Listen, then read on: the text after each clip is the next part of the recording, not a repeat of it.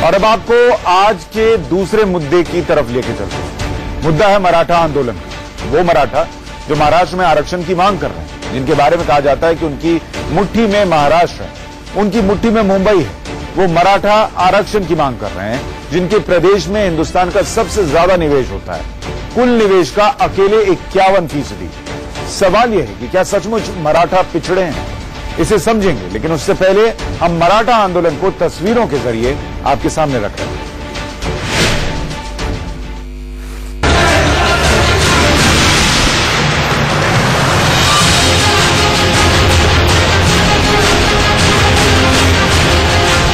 सिर्फ विकसित प्रदेश ही नहीं, बल्कि इस विकसित प्रदेश का सबसे विकसित वर्ग कहा जा रहा मराठा समाज सड़क पर है।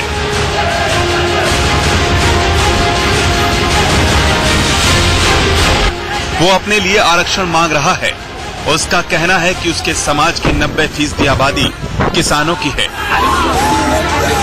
10% से भी कम लोग हायर एजुकेशन में हैं, लिहाजा सरकार उन्हें आगे ले जाने के लिए आरक्षण दे। लेकिन सरकार ये आरक्षण दे नहीं सकती।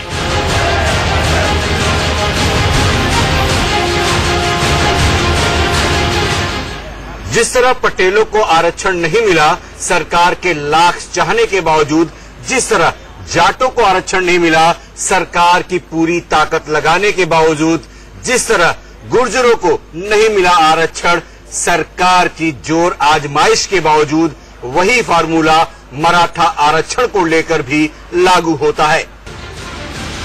मतलब मराठाओं को भी आरक्षण तब तक नहीं मिल सकता जब तक संविधान ना बदल दिया जाए।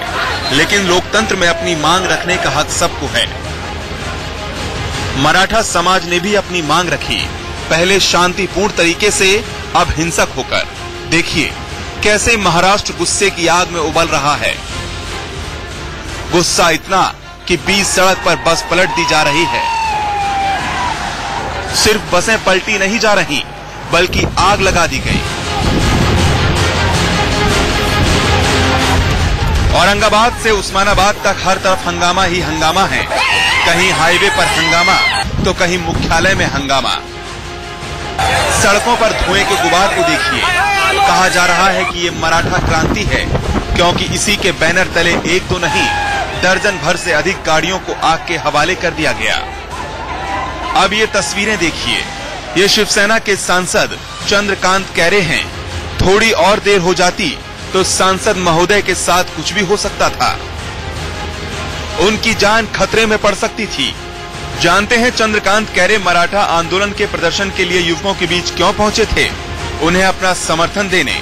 लेकिन गुस्से से बेकाबू भीड़ ने उन्हें दौड़ा दिया।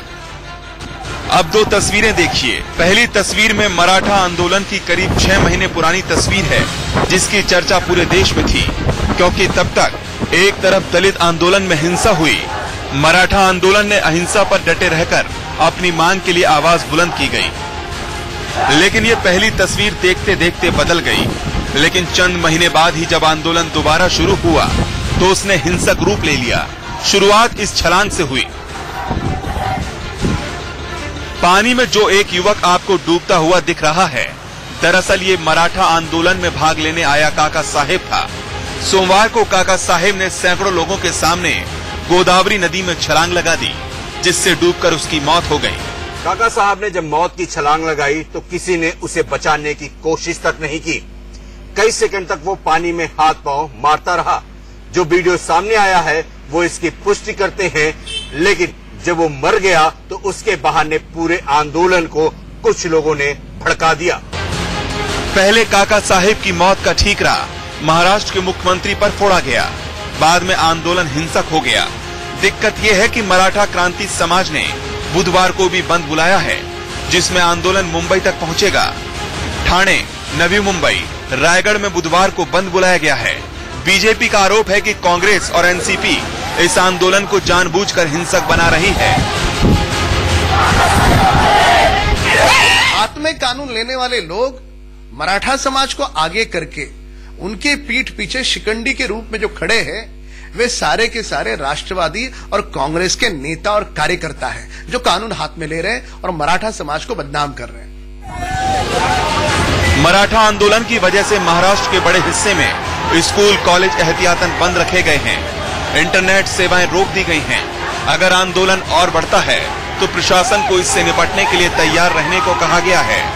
इस बीच मंगलवार को 2 और युवकों ने नदी में कूदकर जान देने की कोशिश की है।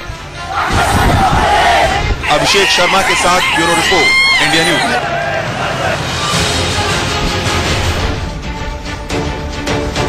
दरअसल अमूमन हर घटना की 2 वजह होती हैं, पहली तात्कालिक और दूसरी दीर्घकालिक। मराठा आंदोलन के भड़कने की तात्कालिक वजह तो यह है कि महाराष्ट्र में 72,000 सरकारी नौकरियों में भर्ती की खबर है और इस खबर के बाद से ही पूरा समाज सड़क पर है। एक मराठा लाख मराठा का नारा दिया जा रहा है। हुआ यह कि पिछली सरकारों ने मराठा समाज को यह आश्वासन दिया था कि वो उसे 16% आरक्षण देंगे। बिल ड्राफ्ट कर इसकी घोषणा कर दी गई, लेकिन पटेल गुर्जर जाट आंदोलन की तरह ही यह मामला भी कोर्ट में पहुंचा। बॉम्बे हाईकोर्ट ने आरक्षण को खारिज कर दिया क्योंकि संवैधानिक तौर पर 50% आरक्षण से ज्यादा का कोटा किसी सूरत में लागू हो नहीं सकता। अब मामला सुप्रीम कोर्ट में है। सुप्रीम कोर्ट ने आरक्षण पर स्टे लगा रखा है और मामले को दोबारा सुनवाई के लिए हाईकोर्ट के पास भेज दिया है, लेकिन मराठा हैं कि मानने के लिए तैयार नहीं है। वो करीब पिछले साल भर से आंदोलन कर रहे हैं। पहले ये आंदोलन पुणे अहमदनगर के आसपास शुरू हुआ था और देखते देखते पूरे मराठवाड़ा में फैलता चला गया। लेकिन क्यों इस आंदोलन को ग्राउंड लेवल पर इतना सपोर्ट मिल रहा है, उसे समझाने की कोशिश करते हैं आपको। दरअसल मराठा समुदाय महाराष्ट्र की जनसंख्या में 30% है, यानी करीब 4 करोड़ की आबादी। इनमें महज 4% मराठा ऐसे हैं जिनके पास 20 एकड़ से ज्यादा जमीन है।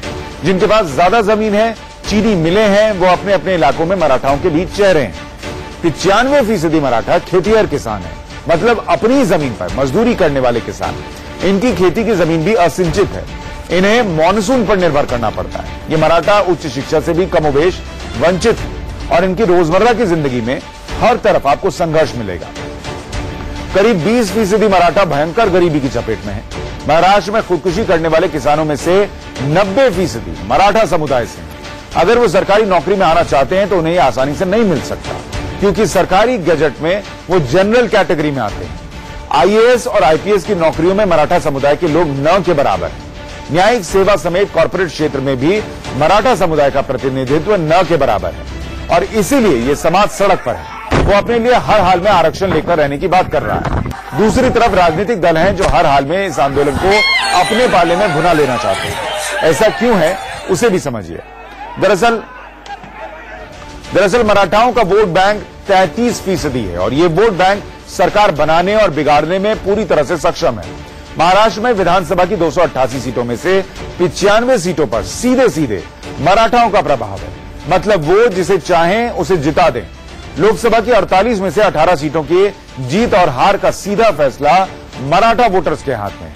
आपको जानकर हैरानी होगी कि अभी तक महाराष्ट्र के 17 मुख्यमंत्री हुए हैं और इसमें से 10 मराठा समुदाय के थे। महाराष्ट्र में करीब 200 चीनी मिलें, इसमें से 168 मिलों पर मराठाओं का कब्जा है। महाराष्ट्र के कोऑपरेटिव बैंक में 70% पर मराठाओं का कब्जा है। सोचने वाली बात यह है कि जिस मराठा के पास ये सब कुछ है वो सड़क पर क्यों है।